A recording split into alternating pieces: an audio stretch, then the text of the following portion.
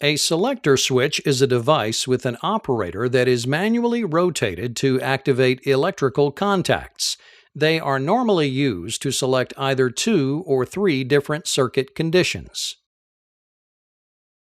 Contact position on a selector switch can easily be illustrated using truth tables.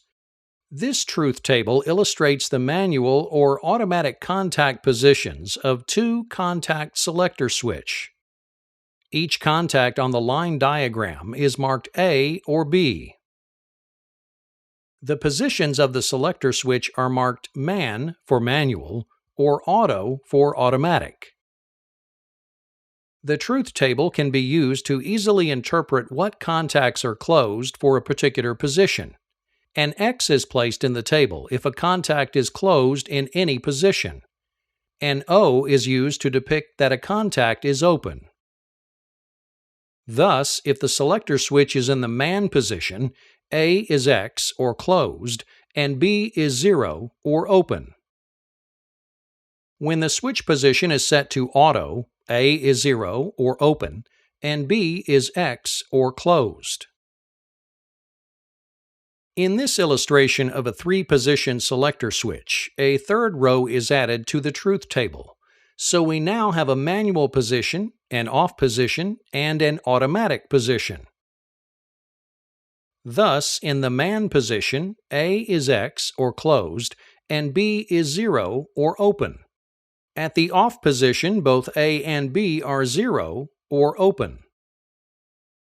With the selector switch set to Auto, contact A is 0 or open, and B is X or closed. Another type of switch used in electrical mechanics is the limit switch. A limit switch uses contact with an outside force or stationary object to physically open or close the switch.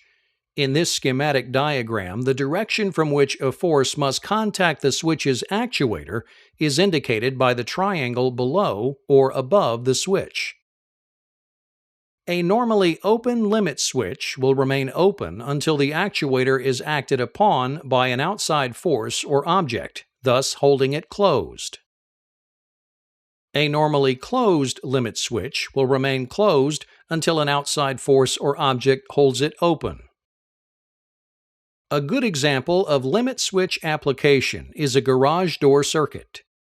A garage door circuit includes a limit switch that will remain closed until the actuator comes into contact with the floor.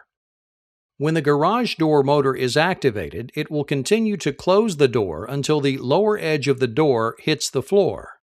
When opposing pressure is applied to the normally closed limit switch, current to the motor is interrupted, stopping the motor and bringing the door to rest in a down position.